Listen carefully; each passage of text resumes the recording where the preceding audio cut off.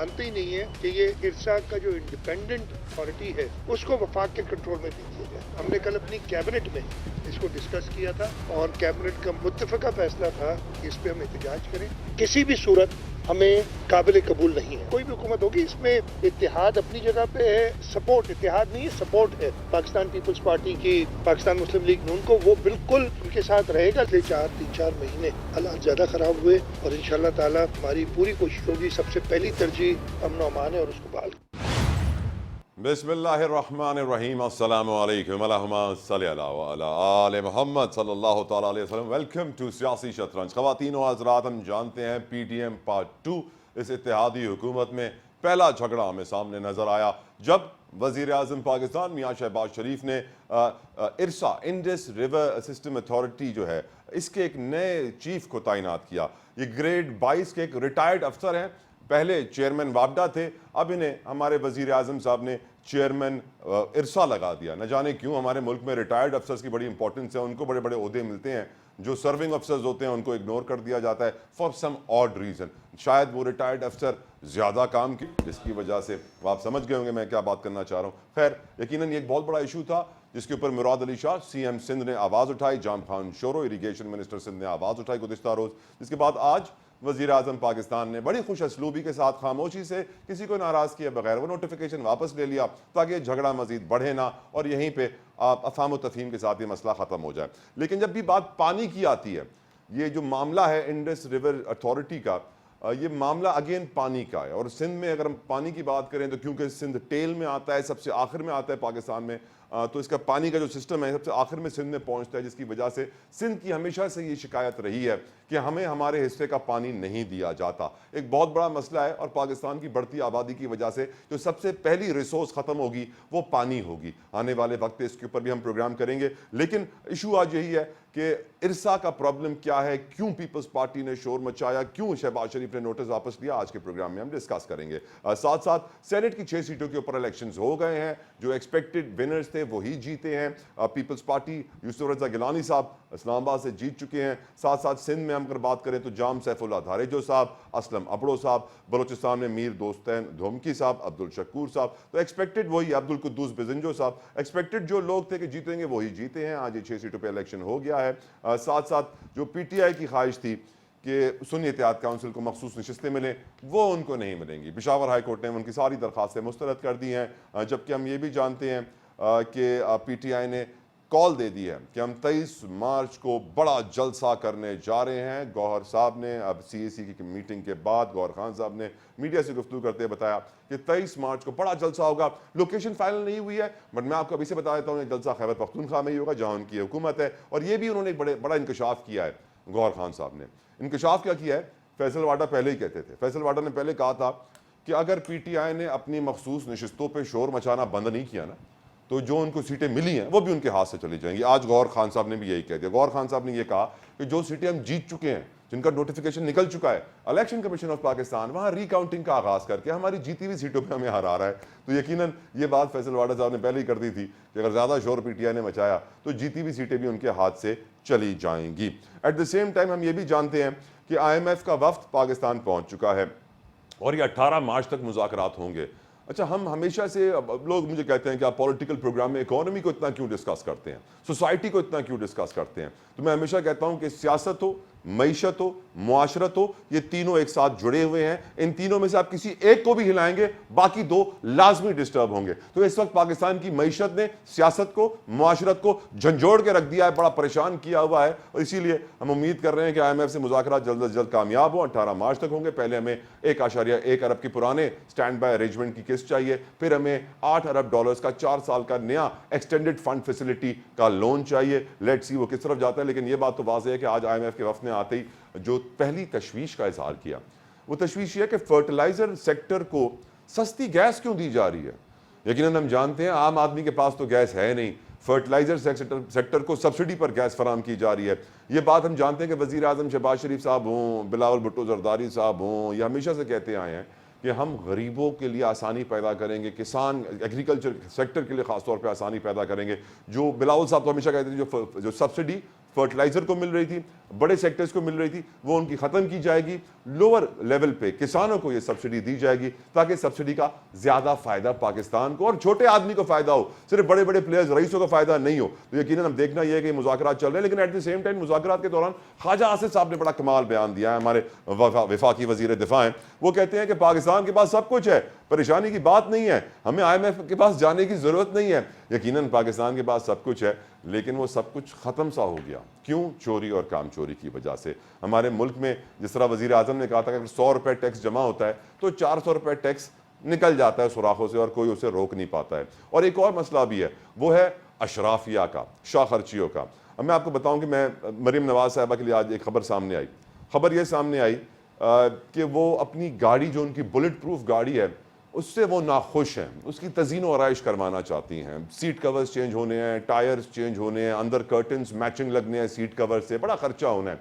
अब अंदाज़ा कीजिए, चले मैंने आपको गुज़िश्ता प्रोग्राम में बताया था कि एक बुलेट प्रूफ गाड़ी का जो एक टायर होता है मर्सिडीज़ का, वो 20 लाख रुपए का होता है। चले 80 लाख रुपए के तो टायर हो गए, और बताया जा रहा है कि तकरीबन 2 करोड़ 73 लाख रुपए मंजूर करवा लिए गए हैं मरीम नवाज साहिबा की गाड़ी को सही करने के लिए, बुलेट प्रूफ गाड़ी को। और यह भी ऐलान कर दिया गया है कि मरीम नवाज साहिबा वजीर आला पंजाब जब भी अपने ऑफिस से जाती उम्रा जाएंगी तो वो हेलीकॉप्टर में जाएंगी।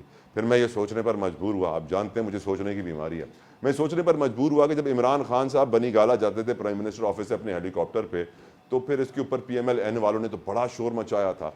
अब जब मरीम नवाज साहिबा जाएंगी हेलीकॉप्टर पे अपने ऑफिस से जाती उम्रा, तो क्या अब वो शोर मचाना छोड़ देंगे, इमरान खान की ये वाली बुराई करना छोड़ देंगे, या फिर कहेंगे कि यही सही फैसला है? Let's see.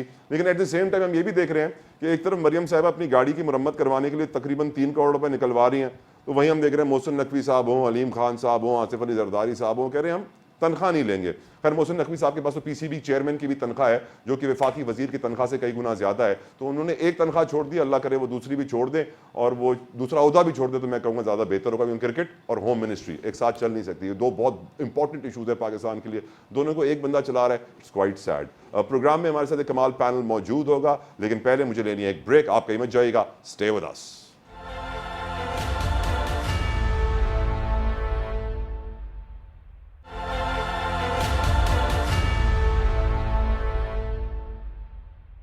Welcome back. Without any further delay अपने पैनल का तारुफ करवाता चलूँ। मेरे साथ मौजूद हैं पाकिस्तान मुस्लिम लीग नून से अब्बास आफरीदी साहब, और MQM पाकिस्तान से रऊफ सिद्दीकी साहब, सीनियर एनालिस्ट है, किसी तारुफ के मोहताज नहीं है। फारूक आदिल साहब, बहुत बहुत शुक्रिया तमाम मेहमानों का, आपने अपना कीमती वक्त निकाला। अब्बास आफरीदी साहब, एक तो सर मैं यकीनन अब एक प्रॉब्लम ये हुआ है कि पहला जो मसला क्रिएट हुआ है पीपल्स पार्टी और नून लीग के दरमियान, वो इरसा की चेयरमैन की सीट का हुआ है।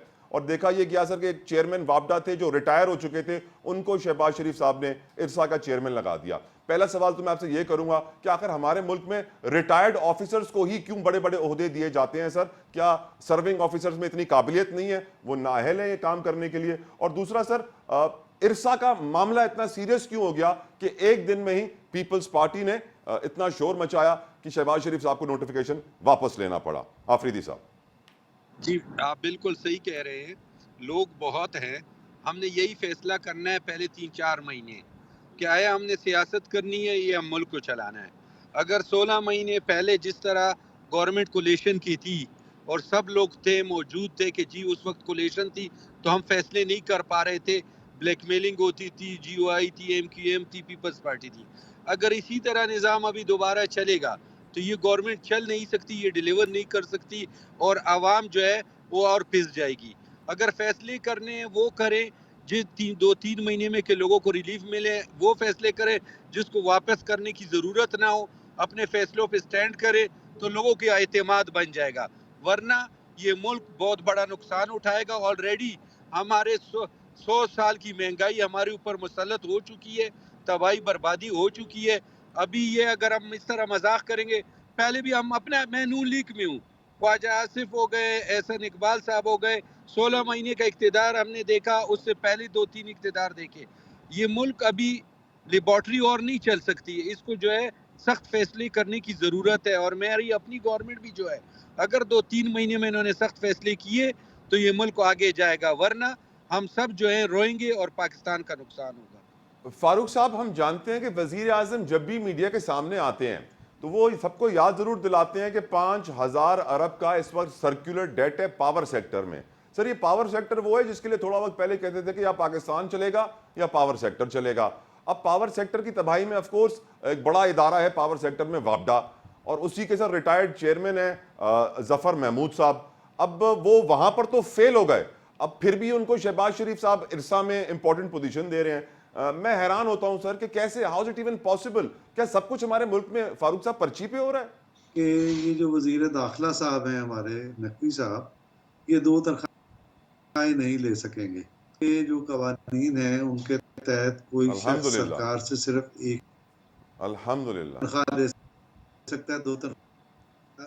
तो एक तो ये आप खातिर जमा रखें। दूसरी भी एक तो आपकी दूर कर दूं, हेलीकॉप्टर पे जाते थे तो शोर मचाते थे और उनको बचाना चाहिए क्योंकि वो इसी काम के लिए हैं।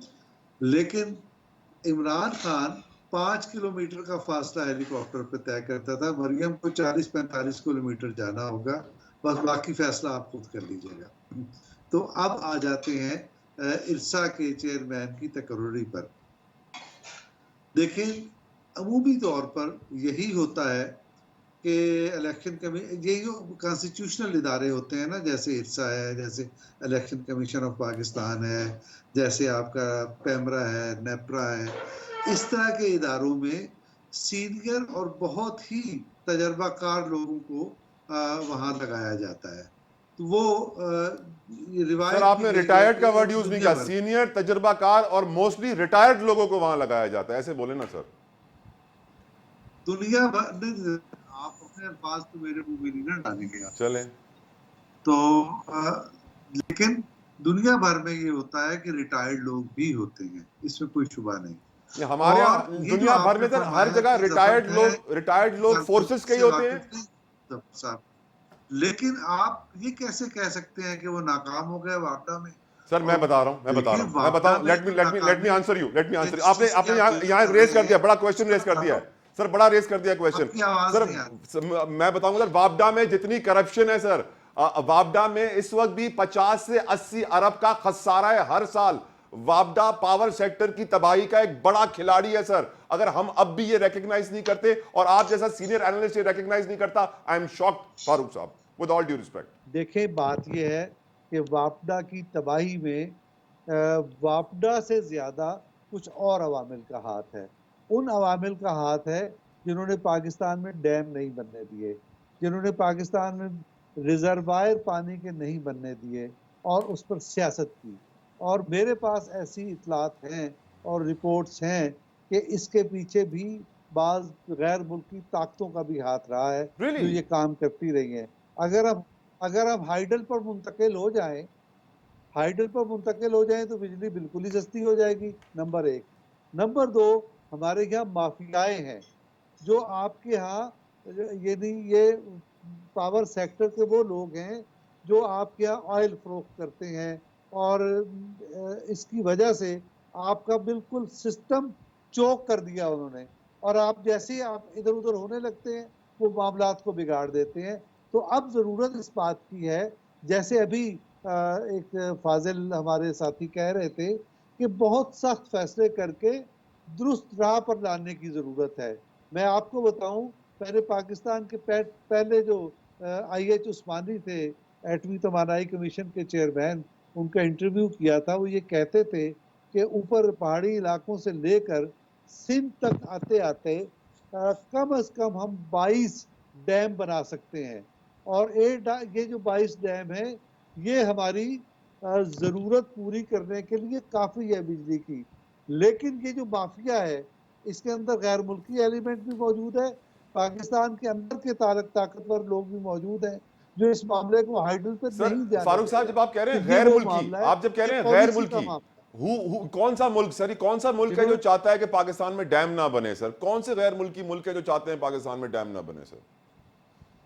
और क्या हासिल करना चाहते हैं? वैसे तो जितोई साहब, आप बहुत अक्लमंद आदमी हैं। नहीं, मैं बिल्कुल बेवकूफ हूँ, आम आदमी की तरह सर, बिल्कुल जाहिल अंगूठा छाप। मैं एडमिट करता हूँ, आप समझाइए मुझे सर। यार बात तो सुन ले यार। आप तो मौका ही नहीं देते बात करने का। तो देखिए अक्लमंद के लिए इशारा काफ़ी होता है। देखिए ये दुनिया भर में आपको पता है कि इस तरह के चार्टर्स मौजूद होते हैं जो अपनी प्रोडक्ट्स को बढ़ाने के लिए वो ये काम करते हैं और इसके लिए बड़ी-बड़ी साजिशें होती है। ये असले की साजिश होती है, फिर आपके यहाँ ये जो पावर सेक्टर है, ऑयल की इंडस्ट्री है, इसमें साजिशें होती है। इसके अलावा बाज़ ऐसे ताकतवर ममालिक होते हैं, आपके पड़ोस में एक मुल्क मौजूद है जो नहीं चाहता कि आपके यहाँ डैम्स बने, लिहाजा वो पहले से ही आपके यहाँ यानी गैर कानूनी तौर पर उसने अपने रिजर्वायर बना लिए। मैं इंडिया का जिक्र कर रहा हूँ, ताकि आप पानी से जो आपके हिस्से का पानी है उसको भी वो इस्तेमाल कर ले। तो ये बहुत ही कॉम्प्लेक्स सूरत हाल है, इसको इतनी सादगी से लेने की जरूरत नहीं है, ठीक लेना भी ठीक नहीं चाहिए, ठीक। बल्कि हमें असल मसले की आइडेंटिफाई करके उसे हल करना चाहिए। अब अफरीदी साहब, आपकी नज़र में जो अभी तज्जिया पेश किया फारूक आदिल साहब ने कि पाकिस्तान में दुश्मन चाहता नहीं है कि तरक्की हो, इसलिए डैम्स नहीं बनते हैं, और सर जब भी डैम का जिक्र आता है तो ऑफ कोर्स सिंध में जो शोर मचता है वो काला बाग डैम के ऊपर बनता है कि ये मुशर्रफ साहब की एक साजिश थी, सिंध के खिलाफ थी, सिंध का पानी छीना जा रहा है, सिंध टेल में है, मजीद डैम बन गए, सिंध का पानी मजीद कम हो जाएगा। आपका नजरिया क्या है इसके ऊपर आफरीदी साहब?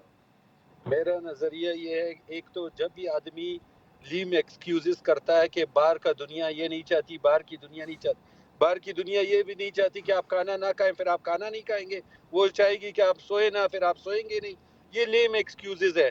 दुनिया किधर पहुंच गई है और हम किधर पहुंचे हैं। अब मैं एक चीज वाजे कर लूं कि अगर हमने सही आदमी सही काम जो उसका काम है उसमें नहीं लगाएंगे, हम ये पर्ची वाला सिस्टम खत्म नहीं करेंगे, जो आदमी जिस काम को जानता है वहां हम उसको अब उसकी ड्यूटी पे नहीं लगाएंगे, ये मुल्क ऐसा और नहीं चल सकता। ये झूठ पे, सोशल मीडिया पे, इनकलाब पे और रोजाना शाम के 5 बजे से 11 बजे के टॉक शोज पे इस तरह मुल्क नहीं चलते कि अगर हम जो इसमें तज्जिए करें कि ये गलत है। इस वक्त मुल्क में फैसले करने चाहिए। इस वक्त मुल्क में कोई कमी नहीं है। पाकिस्तान एक मजबूत रियासत है। हमें आपको मैं एक बात करता हूँ जो सारे पाकिस्तान में आग बगोला हो जाएंगे लोग। आप एक कॉटन प्रोड्यूसिंग एरिया में आप बैन लगा दें कि वहां कोई शुगर केन नहीं लगाएगा, पाकिस्तान के सारे मसले हल हो जाएंगे। अगर हम सीरियस है हल करने के लिए, अगर हम सीरियस है कि आप एक फैसला कर लें कि जिधर कॉटन की काश्त होगी वहां शुगर केन की काश्त नहीं होगी, पाकिस्तान का जो है एक्सपोर्ट भी बराबर हो जाएगा, कॉटन भी हो जाएगा, आप 50-60 अरब डॉलर के एक्सपोर्टर भी बन जाएंगे, कोई मसला नहीं है। इस तरह काम करना है हमने या बातें करनी है, या हम टीवी पे बैठ के शाम को एक दूसरे को सपोर्ट करें, एक पार्टी को गाली दे, दूसरा दूसरे को दे। जो पाकिस्तान है, पाकिस्तान की बात किसने करनी है? पाकिस्तान को जो है एक मजबूत रियासत है ये। हम खाली अपने इख्तिलाफात की वजह से, अपने कमजोरियों की वजह से, अपनी नालायकियों की वजह से हम इस मुल्क को नहीं चला पा रहे हैं, एक दूसरे के साथ हसद की वजह से। लेकिन अगर ओरिजिनल में इस मुल्क को हमने चलाना है, ये 1 साल में ठीक ठाक हो सकता है। अब्बास भाई, हमने अच्छे फैसले करने जो कौम और मुल्क के बेहतरी के लिए हो, ना कि हमारे अपने जेबों के लिए बेहतर हो। बिल्कुल आपने बहुत खूबसूरत बात की है, बहुत अच्छी बात की है, और मैं तो ये दुआ करूंगा कि या अल्लाह पाकिस्तान के सारे सियासतदान और स्पेशली जो पावर में है वो यही सोचें। अब्बास आफरीदी साहब, एक बहुत इंपॉर्टेंट इशू ये भी है कि पानी के मामले के ऊपर सिंध जो है ना वो फौरन से एजिटेट हो जाता है, वो काफी वक्त से नाराज है। हम सिंध में सर बिलावल हाउस के अंदर भी टैंकर से पानी आता है, सिंध के अंदर पानी इरिगेशन डिपार्टमेंट उसी जमींदार को देता है जहां से पैसे आ रहे होते हैं। सिंध के अंदर पानी के लिए एक बड़ी जंग करनी पड़ती है सर। सैडली कहा यह जाता है कि सिंध को उसका पानी का शेयर नहीं दिया जा रहा है, जिसकी वजह से बहुत सेंसिटिव है सिंध पानी के मामले पर, इरसा के मामले के ऊपर। आप सर इस पर रोशनी डालेंगे थोड़ी आफरीदी साहब? जी बिल्कुल। देखें, मैं एक चीज वाजे कर दूं, कोई पार्टियां जो है पानी पे सियासत कर रही है, कोई जो है यूथ पे सियासत कर रही है, कोई जो है एंटी एस्टेब्लिशमेंट नैरेटिव पे सारी पार्टियां सियासत कर रही है। मुल्क की तरक्की पे, मुल्क की कामयाबी के लिए, मुल्क के लिए कुछ करने के लिए उस पे कोई सियासत नहीं कर रहा। सियासत खाली इसलिए है कि पावर पॉलिटिक्स, पाकिस्तान में पावर पॉलिटिक्स है। पावर पॉलिटिक्स को ताकत हासिल करने के लिए हर वो टूल इस्तेमाल किया जाता है कि जिससे को लोग बेवकूफ़ बनाए जा सकें, लोगों को कोई डिलीवर नहीं करना चाहे। अगर आपने डिलीवर किया तो लोग उससे अच्छा मांगेंगे, अगर उसने डिलीवर किया वो उससे अच्छा मांगेंगे। तो इसलिए डिलीवर करने का काम पाकिस्तान में है नहीं। झूठ का एक निज़ाम है, राइज है, और वो टीवी पे भी है, वो मोबाइल पे भी है, वो सियासतदानों ने पे भी है कि सबसे आसान तरीका क्या है, एंटी एस्टेब्लिशमेंट नारा लगाओ, आपकी पार्टी पॉपुलर हो जाएगी, ठीक आप सर, वोट ले लो, आप उसके बाद कोई काम ना करो। ठीक बस सर, यही है, ठीक मुल्क में सर, काम किसी ने नहीं करना। ठीक आफरीदी साहब, काम हाँ। काम चोरी और चोरी, ये हमारे मुल्क के दो बड़े मसले हैं। रऊफ सिद्दीकी साहब, आप मुझे सुन सकते हैं सर? अस्सलाम वालेकुम। वालेकुम अस्सलाम। रऊफ साहब, ये इरसा का जो मसला है, सिंध में जो पानी का मसला है, पानी के मामले पे जो हम इतने सेंसिटिव हो जाते हैं, कालाबाग डैम का नाम नहीं सुनना चाहते हैं, इस पे आपका नजरिया क्या है सर? और ये जो जफर महमूद को पहले लगाया गया फिर हटाया गया शोर मचाने के बाद पीपल्स पार्टी के, आप इसको कैसे देखते हैं सर? देखिए, पहली बात तो बड़ी वाज़ेह तौर पर है कि अगर आप काम करना नहीं चाह रहे हैं तो आप उसको पॉलिटिसाइज करके उसके ऊपर इजारादारी कायम करें। मैं तो ये जानता हूँ कि 25 करोड़ इंसानों का ये मुल्क है और सबको पानी मिल भी रहा है, खेत और खलियान भी आबियारी हो रही है, लेकिन रोना और गाना इसलिए नहीं ख़त्म हो रहा है कि बरकतें उठा ली गई। अभी आपने कालाबाग डैम का जिक्र किया, देखिए कितनी बड़ी, इससे ज़्यादा और क्या मैं कहूँ कि अल्लाह ताला ने बरकत हटा दी कि आपके पास कालाबाग डैम आज 40 साल से ऐसे ही पड़ा हुआ है, आप बनाने के लिए तैयार नहीं है। आप उसके ऊपर सियासत कर रहे हैं, उस पर रिश्वतें चल रही हैं, उसका बजट लैप्स हो रहा है। यानी ये कालाबाग डैम जो आज से 30 बरस कबल चंद 100 अरब में बन जाता, आज यानी इसकी तो कोई बोलिए, और आपका कई गुना पानी समंदर में जाके ज़ाया हो जाता है। तो आप तो किसी चीज़ को करने के लिए तैयार नहीं, और इसकी मुखालिफत करने वाले जो लीडरान हैं, ज़रा उनसे बात कीजिए। उन कमबख्तों को तो पता ही नहीं है कि सियासत क्या होती है, उनको ये पता ही नहीं है कि इनकलाब क्या होता है, उनको ये पता ही नहीं है कि आवाम और आवाम की मुश्किलात क्या हैं। और बाबा, सीधी बात ये है कि इसके लिए क्या मुत्तफ़िक़ा तौर पे आप वोटिंग कराएंगे कि क्या हॉस्पिटल बनना चाहिए, नहीं बनना चाहिए, यूनिवर्सिटी बननी चाहिए, नहीं बननी चाहिए, डैम बनना चाहिए, नहीं चाहिए। ये सारी बातें हवाओं की है, इनकी हकीकत कुछ भी नहीं है। और ख़तरात, यानी हम तो पैदाइश से लेकर आज तक यही सुनते आए हैं कि पाकिस्तान खतरे में है, पाकिस्तान खतरे में है। पाकिस्तान को खतरा नहीं है, खतरा है इन 1200 ख़ानदानों को जो इस मुल्क के ऊपर रूल कर रहे हैं, चाहे वो एलीट क्लास को, चाहे उसका ताल्लुक किसी से भी हो। मैं तो ये बात, मेरी तो समझ में नहीं आता कि डैम के ऊपर पॉलिटिक्स 30 बरस हो गए यार, कि अगर डैम बनाओगे तो हम बम से उड़ा देंगे, डैम बनाओगे तो हम खुदकुशी हमला कर देंगे, यूनिवर्सिटी बनाओगे तो हम तुम्हें ज़बह कर डालेंगे। यानी जामियात बनाने के लिए आप मुझे बताइए कि मुजाहरे करने पड़ रहे हैं, तो आप कैसे? इसके लिए तो बड़े बोल्ड फैसले करने की जरूरत है। बोल्ड लेकिन फैसले करने ये है कि हमारे पास तो विजनरी लीडर ही कोई नहीं है, सारे लीडर मैन मेड लीडर हैं। इधर से बना के उधर से बालमती का टोला जमा होकर सियासत कर रहा है पूरे पाकिस्तान के अंदर। एक ब्रेक, रऊफ साहब मुझे ब्रेक का कहा जा रहा है, एक ब्रेक लेते हैं, ब्रेक के बाद वापस आएंगे, डिस्कशन कंटिन्यू करेंगे। Viewers don't go anywhere, will be right back.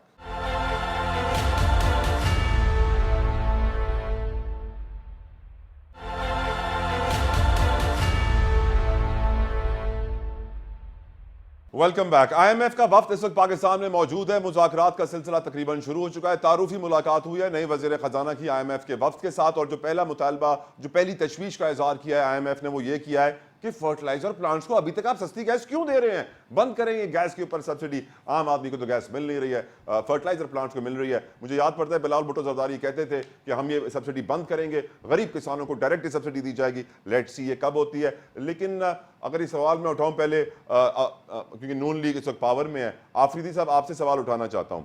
आज ख्वाजा आसिफ साहब ने यह कहा है कि हमें IMF के पास जाने की जरूरत नहीं है, हमारे पास सब कुछ मौजूद है।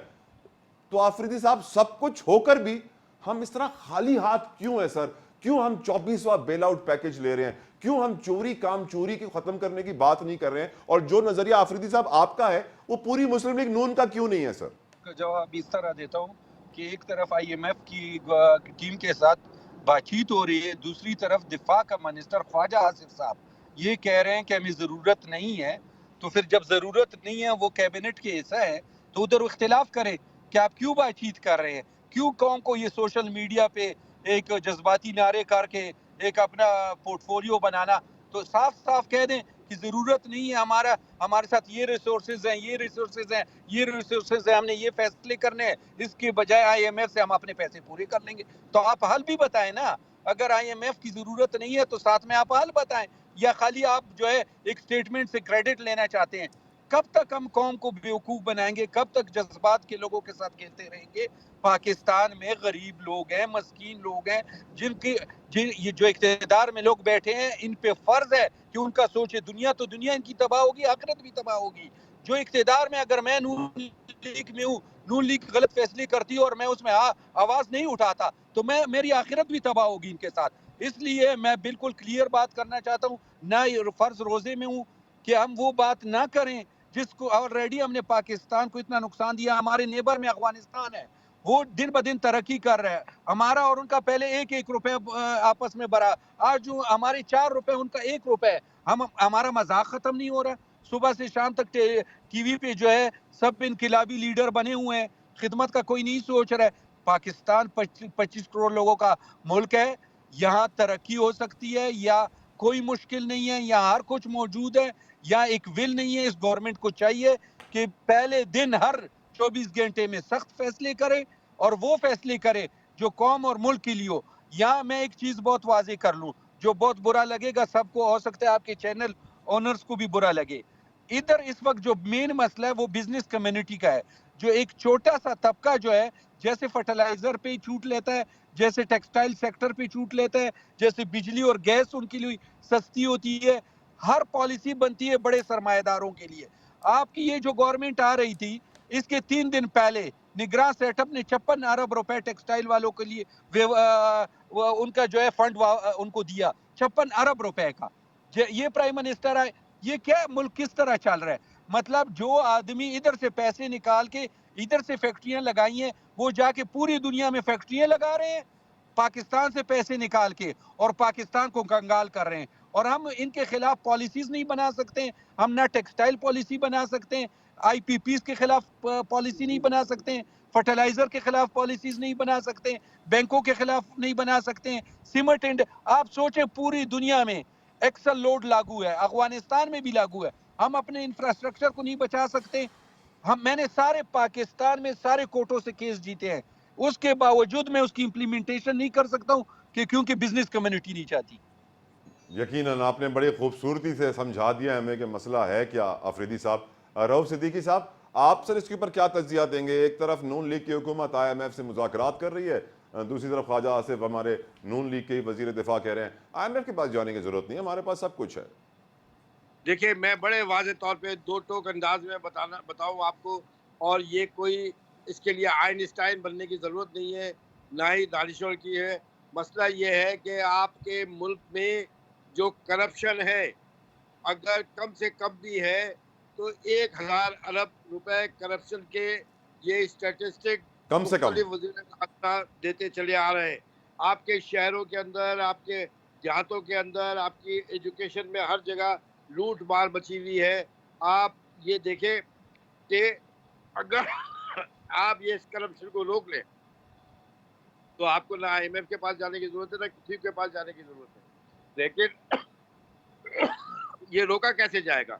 रोकने का तरीका ये है कि आप 100 लोगों के हाथ काटेंगे ना, तो सारे लोग अपने घरों का पैसा भी निकाल के लाके दे देंगे। लेकिन अगर आप ये जो बैंकों से कर्जे लिए जाते हैं और खुशी खुशी लिए जाते हैं, वो इसलिए लिए जाते हैं कि जो यहाँ का कैपिटल है वो खा लो और कर्जों की सूरत में मुल्क को चलाने की कोशिश करो। आपको मैं बताऊं कि जितनी NGOs बाहर के ममालिक की यहाँ पे काम कर रही है, ज़रा आप उनके स्टैटिस्टिक्स उठा के देखिए कि अगर फ़र्ज़ कीजिए 100 रुपये वो बाहर से NGOs आती है जो फ्री काम करने के लिए यहाँ पर आती है, तो उसमें से 60 और 70 रुपए तो उनकी अपनी तनख्वाहों और अल्लल्ले तल्लल्लो और गाड़ियों में खर्च हो जाते हैं। तो मेरा कहने का मतलब ये है कि इसको काम करने के लिए आपको बड़े फैसले, आप लोगों को डराते रहेंगे हम बड़ा फैसला आप ये करेंगे कि पेट्रोल को ₹50 और बढ़ा देंगे। आप बड़ा खतरनाक फैसला करने जा रहे हैं, वो ये कि आप आटा मफकूद कर देंगे कि लोगों को आटा भी ना मिले। यार ये कोई बड़े फैसले हैं? बड़े फैसले ये है कि हाथ काटो ना यार इन लोगों के। ये 1200 खानदान, ये इनकी औलादें, क्या पता इनको पालने की जिम्मेदारी 25 करोड़ आवाम ने ली हुई है यार। मुझे अच्छी तरह याद है, आज से 35 साल पहले 22 खानदान हुआ करते थे, और वो 22 खानदान हुकूमत के ऊपर बोझ थोड़ी होते थे। वो खुद अपने कारोबार में करते थे और हम इतनी क्रिटिसाइज करते थे। आज 1200 खानदान हमारे पे मुसल्लत है।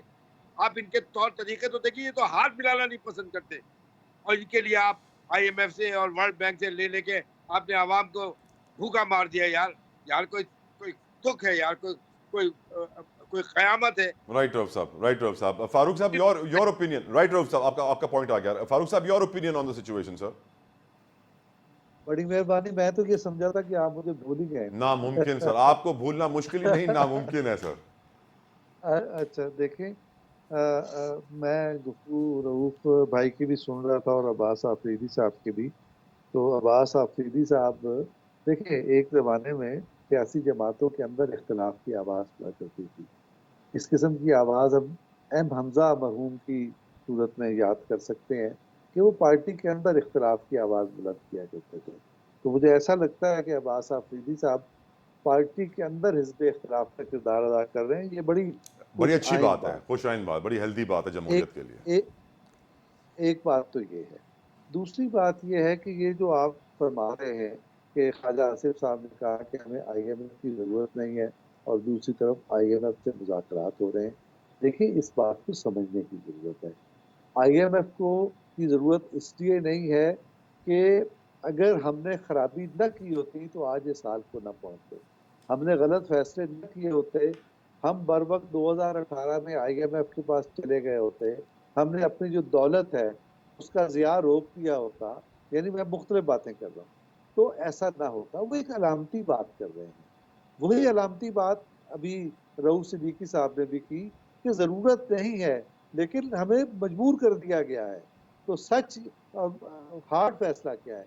हार्ड फैसला ये है कि जैसे आपका अभी IMF की तरफ से मुतालबात आ गए कि आप रिटेलर्स पर, आप प्रॉपर्टी पर, आप जिंदगी के दीगर शोबों, लायर्स पर, आप डॉक्टर्स पर, और इस तरह कोई सैकड़ों शोबे हैं जिन पर टैक्स लगाने की जरूरत है, वो टैक्स नहीं देते। आप जाए, यानी बहुत सारी जगह हैं, मार्केट में जाएं, वहाँ लिखा होता है कि ओनली नोट, नकद, आप सिर्फ नकद आप खरीदारी कर सकते हैं, कार्ड से नहीं कर सकते, नहीं कर सकते। इतना बड़ा आउटलेट है, इतनी उसकी शाखें हैं, लेकिन वो हमें क्यों मजबूर करता है sir? 8,400 Arab cash in circulation है फारूक साहब पाकिस्तान में। 8,400 अरब, 8.4 ट्रिलियन सर। तो बात ये है कि ये हम क्यों नहीं उसके डॉक्यूमेंट करते अपनी पूरी इकोनॉमी को, और जो उसमें मज़ाहिब है, ये सख्त फैसलों की बात कर रहा हूँ, जैसे अभी रऊफ साहब या फरमाया आफरीदी साहब ने, तो आप डॉक्यूमेंट कर देना, और उसकी राह में जो मज़ाहिब हैं, यानी अलामती तौर पर कह रहे हैं ना, उनके हाथ काट दें, उनकी जुबान बंद कर दें, और उनसे कहें कि इस वक्त कौम की ज़रूरत ये है तो हमें ये करना है। यही हार्ड फैसले हैं। वैसे ये मेरा एक अंडरस्टैंडिंग ये है कि इस वक्त SIFC जो बन गया है, और इस तरह की जो दीगर आपके यहाँ मौजूद अज़ाइम नज़र आ रहे हैं, इस वक्त आपकी रियासत मेरे ख्याल में इस तरफ जा रही है, क्योंकि हमारे पास ज़ाय करने के लिए वक्त बिल्कुल नहीं रहा है, और हम अगर आज ये फैसले नहीं करते तो कल हमें मुयस्सर नहीं आएगा फैसले करने के लिए। तो आज ही हमने फैसले करने हैं, और मुझे रियासत उसके लिए डिटरमिनेंट भी दिखाई देती है। डिटरमिन नहीं दिखाई दे रही, यकीनन। फारूक साहब, अब आखिरी सवाल पूछने लगा हूं। डिटरमिन दिखाई दे रही है आप कह रहे हैं? यस। ओके, चले, मुझे आखिरी सवाल अब पूछना है। डिटरमिन तो सर मुझे रियासत एक और चीज़ के लिए दिखाई दे रही है, और वो ये है कि PTI का पत्ता साफ करना है। आज सर गौर खान साहब कहते हैं कि हमारी जीती हुई सीटों को भी हमें रिकाउंटिंग में हराया जा रहा है। असद कैसर कह रहे हैं हम मुज़ाहमती सियासत शुरू करने पे मजबूर हो गए, हमारे साथ हालात ऐसे किए जा रहे हैं। ये भी कहा गया कि 23 मार्च को PTI बड़ा जलसा करेगी। फारूक साहब, I will start from you this time, और 1 मिनट है आपके पास। आपकी नज़र में जो PTI के साथ हो रहा है दुरुस्त हो रहा है?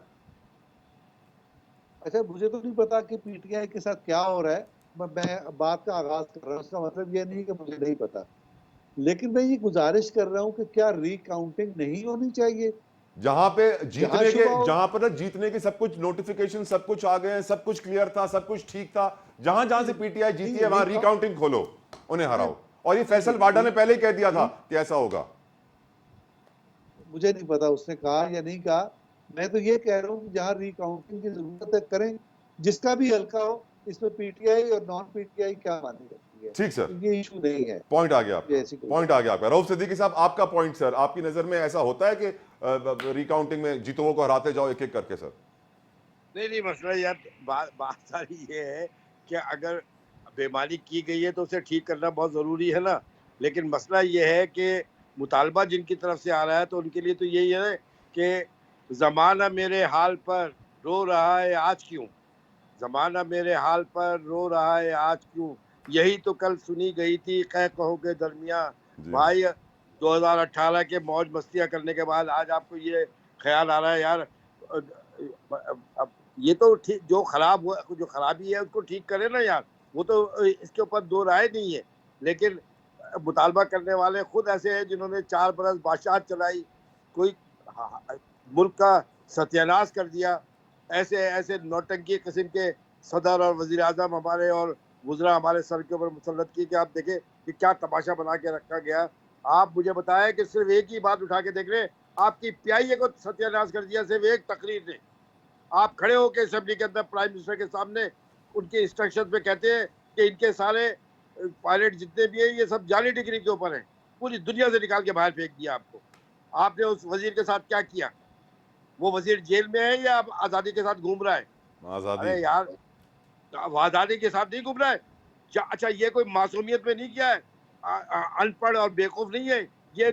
दूसरी इंटरनेशनल एयरलाइनों को लाने के लिए पाकिस्तान के राइट अंदर रऊफ ये राह साहब, पॉइंट आ गया, रऊफ साहब पॉइंट आ गया, वक्त कम है मेरे पास, मैं गुजारिश करूंगा आफरीदी साहब आप भी अपना ओपिनियन इस मौजू के ऊपर दें जरूर सर। देखें, 2018 का इलेक्शन आप खुद ही सवाल भी किया आपने और आप खुद जवाब है। 18 का इलेक्शन वो सही इलेक्शन हुआ था या मैंडेट चोरी हुआ था, या पीटीआई ने एस्टेब्लिशमेंट से मिल के गवर्नमेंट बनाई थी, ऐसा हुआ था या नहीं हुआ था? आप मुझे बताएं। अगर हुआ था, अगर किया था और सब कुछ ऐसे ही हुआ था, और अब ये वही बहाना बना रहे हैं कि केपीके में इलेक्शन साफ हुआ है और जिधर ये हारे उधर गलत हुआ है, तो अगर केपीके में इलेक्शन साफ हुआ और यहाँ गलत हुआ, ये कोई मानने वाली बातें हैं? ये कोई जहन मानता है? खाली ये कि एक सोशल मीडिया में एक हाइप बना लो, एक झूठ को सच सिखा दो। कहते हैं ना, वो पुराने जमाने में कहते थे कि देहात तबाह और बर्बाद हो जाते झूठ से जब तक सच आता है। तो इन्होंने एक टूल अपने साथ रखा हुआ है कि झूठ इतना बोलो कि लोगों को सच लगे, बस यही है। वो इमरान खान कहते थे कि उनका एक कुत्ता था, वो पता नहीं क्या नाम कहते थे, कहते हैं सियासत में ऐसा नहीं होना चाहिए कि वर्कर को, जैसे मैं अपने कुत्ते को जो कहूंगा वो करेगा, तो इसी तरह जो है पार्टियों में भी वर्कर को वो नहीं कहना चाहिए कि जो और कुछ लीडर कहे। आजकल पीटी से वही मिसाल बनाए जैसे इमरान खान का वो डब्लू था या बबलू था। बहुत शुक्रिया अब्बास आफरीदी साहब, रऊफ सिद्दीकी साहब, फारूक आदिल साहब, तीनों मेहमानान गिरामी का बेहद मशकूर, शुक्रगुजार। प्रोग्राम का इख्तिमाम होता है। उम्मीद करता हूँ कि आपको शो पसंद आएगा। सोशल मीडिया पर फीडबैक जरूर दीजिएगा। रोज़ों के दौरान, रमज़ान के दौरान, इफ्तारी से पहले, सहरी से पहले मुल्क व कौम के लिए, फ़लस्तीन के हमारे मुसलमान भाइयों के लिए, कश्मीर के हमारे मुसलमान भाइयों के लिए दुआ ज़रूर कीजिएगा। उनको हमारी दुआओं की इस वक्त अशद ज़रूरत है और कुछ हम कर नहीं सकते। अल्लाह हाफ़िज़।